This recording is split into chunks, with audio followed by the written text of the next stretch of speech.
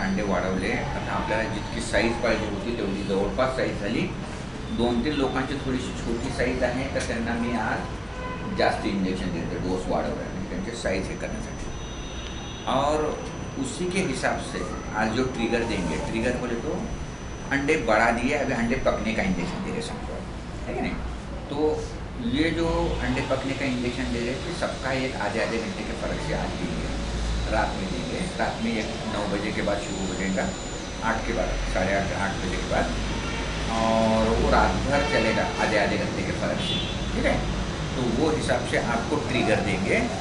Trigger बोले तो अंडे मैच्योर करने का एक इंजेक्शन रहेगा, वो इंजेक्शन देंगे. और इसके 34 से 36 घंटे के बाद अंडे निकालने वाले. तो आज जिसको जैसा इंजेक्शन दिए वो हिसाब से उसी सीक्वेंस में हम आपको इंजेक्शन देंगे, अंडे निकालेंगे उससे, समझे. तो इसलिए ये मैंने कैलकुलेशन करके किसके अंडे कितने साइज़ के हैं, आज गिनने में बहुत टाइम लगा ना आपने को. 16 साइज़ है, समझो जिसके बहुत भाग्यश्री के बहुत बड़े बड़े दिख रहे. तो पहले भाग्यश्री से शुरू करें, और सबसे छोटे दिख रहे गिना के मुझे, तो गिना को लास्ट में दे रहे इंजेक्शन. इसका मतलब लास्ट को बोले तो रात को नहीं आने का 2 बजे, आने का सबके साथ 9 बजे. है. मैं एक उदाहरण दिया, मैं हो सकता है कि मैं और चेंज भी करूँगा रिपोर्ट देख के. ठीक है. तो शाम में आने का है, और फिर आज इंजेक्शन देंगे. आज इंजेक्शन देने के बाद 34 to 36 आवर्स के गैप से हम, जैसा कि आज रात में 8 बजे इंजेक्शन देंगे तो 6 बजे अपन अंडे निकालेंगे. तो 2 घंटे पहले या 1 घंटे पहले. तो ये आज ट्रिगर के बारे में है. अब ट्रिगर होने के बाद कल से तुम्हारे को जिनको अंडे ज़्यादा नहीं, उनको थोड़ा सा पेट में ज़्यादा दर्द होगा, ज़्यादा दर्द और पेट वजन लगेगा. ठीक है. तो उसे घबराने का नहीं है, उससे घबराने का नहीं. तो ये होने ही वाला है. जैसा कि पहले हम 1 या 2 अंडे कुदरती बढ़ते थे, तो आज हम किसके भी 10 से नीचे अंडे हैं, सबके 10-15 से ज़्यादा हैं. ठीक है ना. 10 से, और इसके तो कम ज़्यादा 20 के नज़दीक है, 24 है का. मी आता मोगम समोर एवढ्याचे अंडे माझ्या डोक्यात राहणार. तर अंदाज़ा 10 से ज़्यादा हैं, और ज़्यादा 20-25 तक है. तो अब 2 चीज़ें ख्याल में रखने का कि अंडे जितने हैं उतने से अंडे मिलते, ऐसा नहीं है. ठीक है. पिछली बार 1-2 पेशेंट का ऐसा ही हो गया, अंडे बहुत थे दिखने को, लेकिन अंदर निकल वो तो अंडे दिखते हैं. ये जो है अंडे दिखते बोलते, हम खाली सोनोग्राफी के ऊपर उसकी इमेज देखते हैं. इमेज बोलते जैसा इधर से बैटरी डाले और बीच में पेंसिल पकड़े, तो यहाँ पे इधर क्या दिखती, पेंसिल दिखती.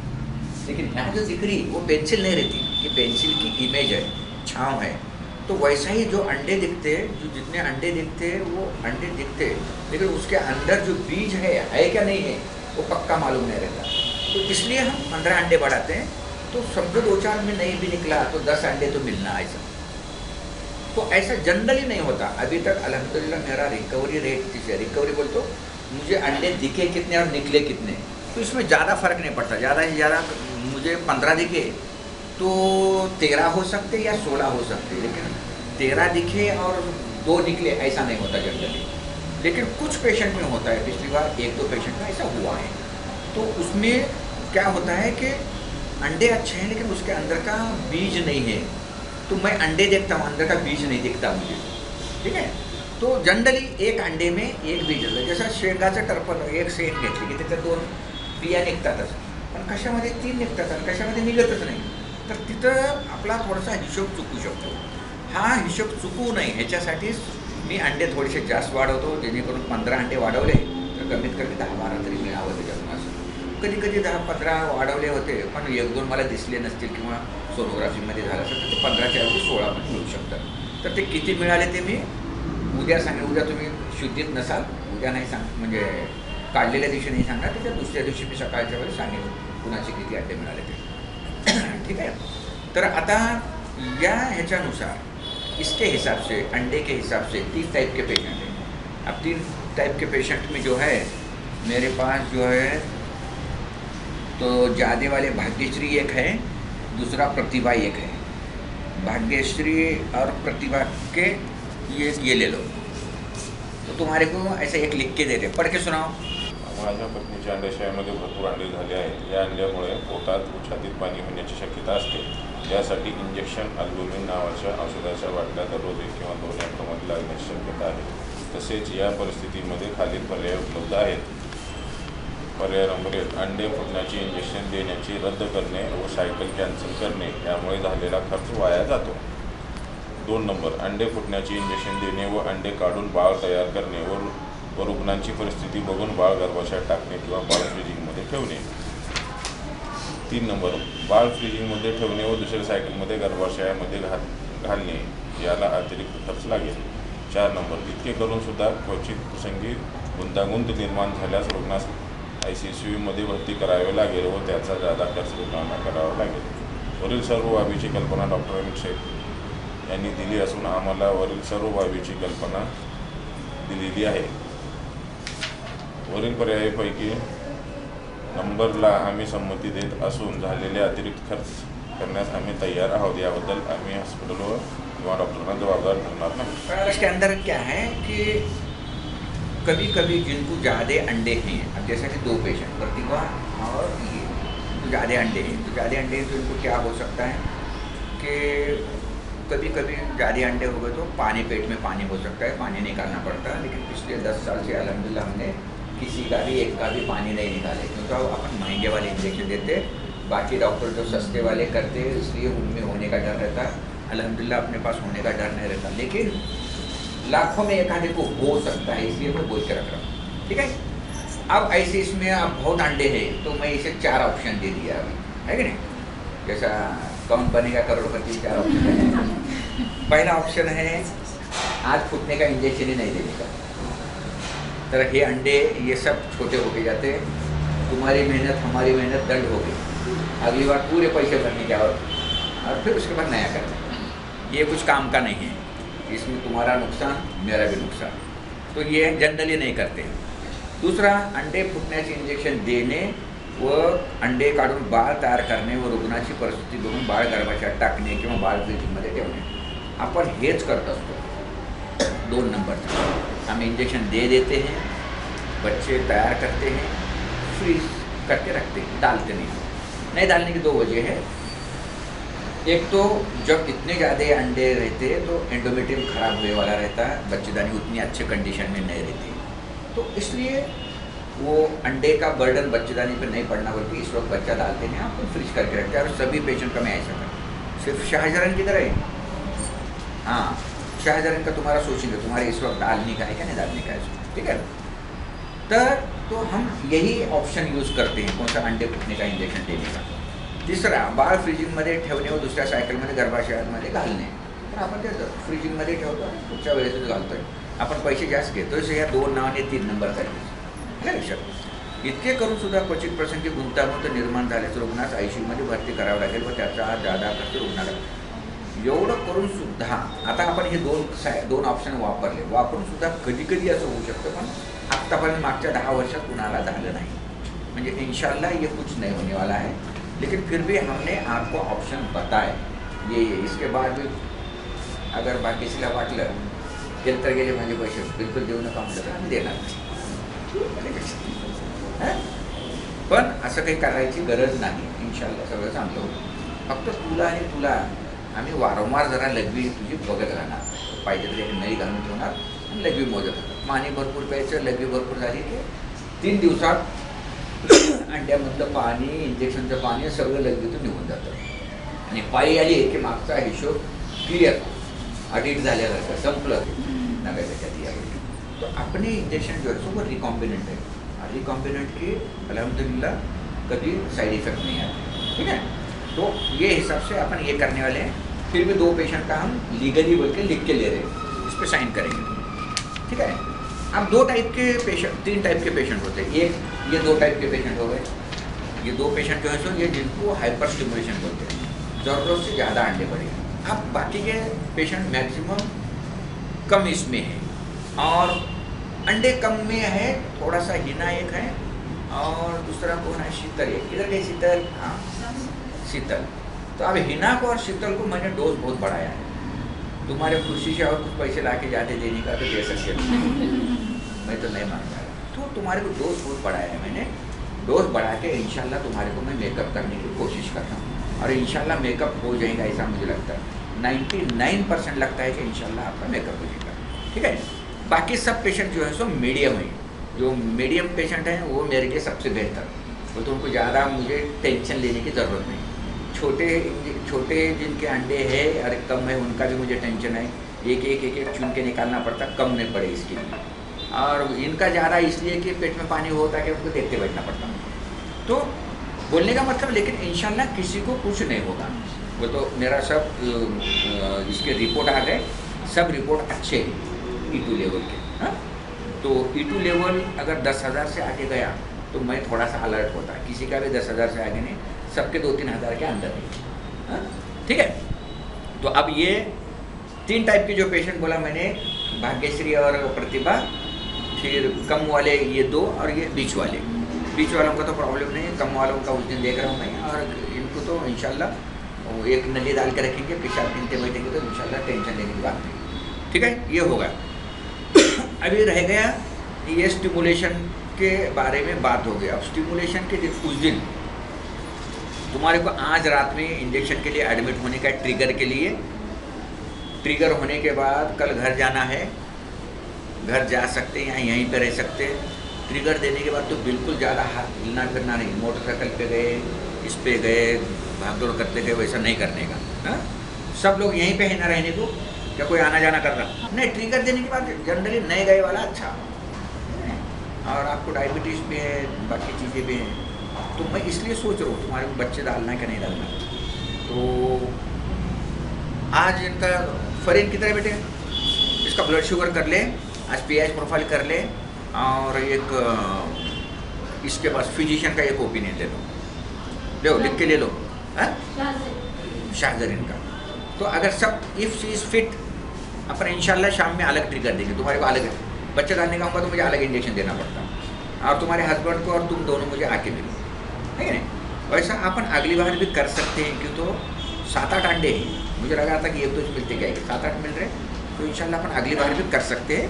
तो अपन क्या करेंगे, ये बाकी सब कंडीशन कैसे देखेंगे, आपकी कंडीशन सब अच्छी होंगे तो अपन इसी वक्त दोनों चीज़ें करेंगे, क्योंकि अंडे एकदम ज़्यादा नहीं है और एकदम कम भी नहीं है, तो अपन दोनों ऑप्शन कर सकते हैं, ठीक है। तो मुझे अभी मीटिंग होने के बाद मिलने का, वो हिसाब से मैं डिसाइड करूँगा, ठीक है। तो ये हो गया। फिर हम परसों अंडे निकालेंगे। हस्बैंड लोग गुस्सा कर रहे, रोज़ इधर से बुला रहे बोल के, इसलिए नहीं बुला रहे। और आज वैसा खास काम नहीं, आज खाली वो किट, हाँ आप बोल। तो आज किट लेने का है तुम्हारे को, रवि, आज सगळ्यांना किट द्यायचे हैं। अब ये जो किट रही थी उसके अंदर अंडे निकालने की सुई रहती, उसके इंजेक्शन रहते, फिर बच्चे तैयार करने के बाद जो बच्चे डालने की जो नली रहती वो एम्ब्रियो ट्रांसफर कैथेटर बोलते हैं, वो कैथेटर रहता। दो ये मेन महंगे आइटम रहते जो कि इम्पोर्टेड है, यहाँ के नहीं, इंडिया में नहीं मिलते वो। और बाकी जनरल इंजेक्शन है, वो इंजेक्शन और गोलियाँ देंगे। तो रवि बोलेगा एक अंदाजा 10-15 हज़ार किती लागतात, 15,000 का 17,000, 10,000 सगळे पिकअप वाले जे आहेत ते हां 10,000 लागतं का? अच्छा, म्हणजे त्या महाग म्हणजे गोळ्यांचे पैसे जास्त आहेत का? नाही, पिकअप वाल्यांच्या वेळेस फक्त पिकअप आहे ना, हां, त्याला 10,000 त्यांचं हे होऊन जाते। आणि एम्ब्रियो ट्रान्सफरचं नंतर देतोस का तो? एम्ब्रियो ट्रान्सफरचे जे वेगळे पेशंट आहेत त्यांना जवळपास 8,000 रुपये। अरे ह्याला आता एम्ब्रियो ट्रान्सफरच्या वेळेस ह्यांना परत किट आणायला लावतो का तू? नाही, किट नाही सर, फक्त गोळ्या द्या प्रोजेस्टेरॉनच्या, किट नाही। म्हणजे तू कॅथेटर आताच देतो आताच का? देते। मग स्वस्तच आहे, पेशंट काय एवढं महाग आहे म्हणून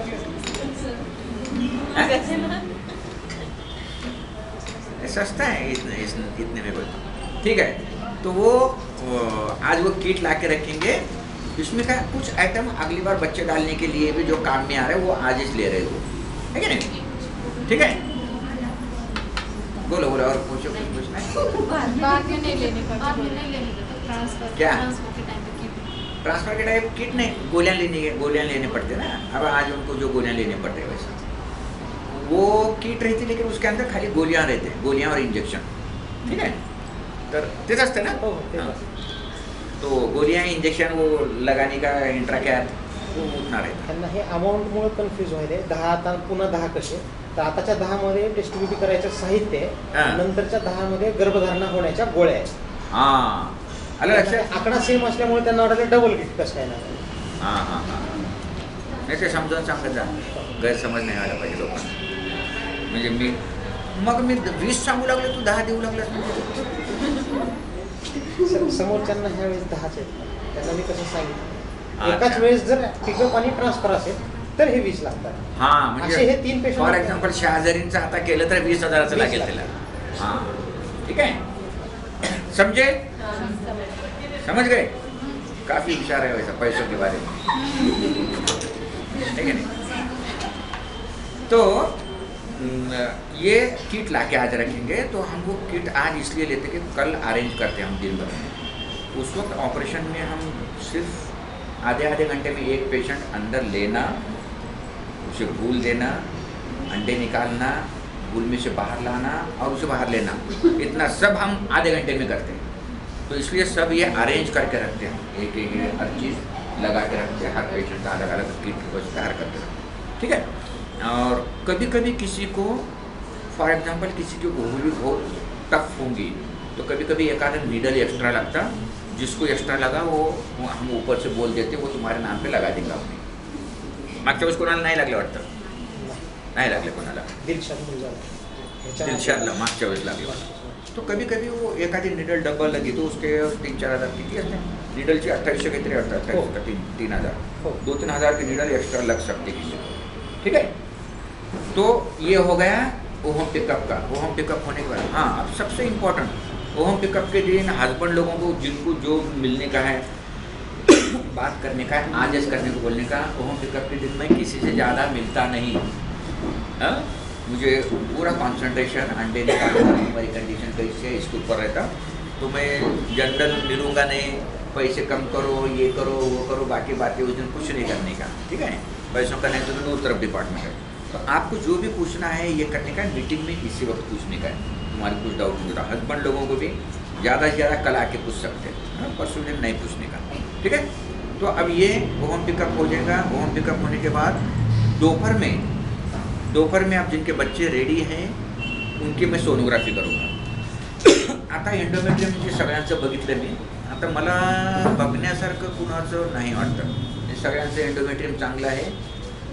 सिर्फ आज इसका भी अच्छा दिख रहा मुझे, शिरीन का भी अच्छा दिख रहा. शिरीन किधर है? हाँ शिरीन हाँ मत खाली तुझे मैं आज ये दे दूँगा, इंजेक्शन दूंगा. त्याचं एक एक्सग्राम 8 आणि दुसरं कधी सांगितलं आपण 11. 11 तारीख को मैं फिर से देखूंगा और 11 तारीख को समझो और कुछ बढ़ाने जैसा मुझे लगा तो मैं 11 को और एक बार इंजेक्शन डालूंगा और 13 को बच्चे डालेंगे. दूसरी बात ये कि तू भी मुझे कल मत मिल, 11 तारीख को मिल. हाँ 11 तारीख को. तो 11 तारीख को ये देखेंगे कि अपन अगर सब कुछ अच्छा है तेरा इंजेक्शन लेट द्या एक दिवस. उद्या देऊ म्हणजे 10ला देऊ नका, 11ला देऊ आपण इंजेक्शन. तो उस दिन देखेंगे, उस दिन सब कुछ अच्छा होगा तो इंजेक्शन देंगे और दूसरा वो 2000 का जो है वो भी इंजेक्शन डालेंगे. नहीं तो फिर अपन कैंसिल करेंगे. तो अभी तो मुझे लग रहा है कि नियर अबाउट एक 60 to 70% लग रहा है कि अपन बच्चे डाल सकते हैं. लेकिन तुम्हारे हस्बैंड को लेके आओ, अपन बात करेंगे, 11 तारीख को बात करेंगे. ठीक है. तो ये हो गया. अब बाकी सब लोगों का एंडोमेट्रियम अच्छा है, किसकी कुछ सोनोग्राफी करने की ज़रूरत नहीं है इंशाल्लाह. और तो मैं आप डायरेक्ट सोनोग्राफी में 10 तारीख को करूँगा. त्या दिवशी कुणी घाई करायची नाही. नवरे मंडळी वगैरे स्पेसिफिकली ये सामने के लोक, मग त्याच्याकडे चांगले अंडे किती, शुक्रजंतू कुणाचे खराब आहेत का, त्याच्याकडे मला फार लक्ष द्यावं लागतं. म्हणून त्यावेळेस बाकीच्या गोष्टीकडे मी लक्ष देऊ शकत नाही. म्हणून मी ह्या आठवड्यामध्ये काय चूक झाली की मी ऑपरेशन पण ठेवत नाही. म्हणून त्या दिवशी कृपया सगळ्यांनी असं सहकार्य करा. नवरे मंडळीने जायचं नाही, तुमच्या नवरे मंडळीने या सगळ्यांनी. आणि त्यांचे नवरे मंडळी गेले तर चालतं, राहिले तरी चालतं, त्याच्याने काही फरक पडणार नाही. कारण ऑलरेडी तुमचे बाळं तयार आहेत. त्याच्यामुळं नवऱ्याची गरजच नाही मला, फक्त पैसे भरून द्यायला सांगा नवऱ्याला. ठीक आहे. तर असं आपल्याला आजचा ट्रिगरचा दिवस, आजच्या दिवसाचे हे काम आहेत. उद्याच्या दिवसाचे उद्या शाम में CBC करते ना रे तुम? हाँ कल शाम में, उद्या संध्याकाळी सामने के लोगों का रात में सब लोग एडमिट रहना ही है तुम्हारे को, आज तो रहना ही है, कल रात में हाँ? और दुसरा तुमची सोनोग्राफी करेन मी, मागच्या लोकांची सोनोग्राफी करू, कुणाला इंजेक्शन अगोदर कुणाला नंतर असं आहे, पण शक्यतो माझा अंदाज आहे सगळ्यांना मी परवाच्या दिवशी त्यांचे अंडे काढत असताना तुम्हाला इंजेक्शन देईल. फक्त एक राहिली तर शिरीन राहील तेवढं मागे, बाकी सगळे लोकांचे इंजेक्शन आपण वेळेवर देऊ आणि त्याच्यानंतर तो प्रोग्राम एम्ब्रियो ट्रान्सफरच्या दिवशीचा प्रोग्राम हा वेगळा घेऊ. आता ह्यांची मीटिंग ही शेवटचीच मीटिंग ठीक आहे. एम्ब्रियो ट्रान्सफरच्या दिवशी फक्त त्यांचीच मीटिंग.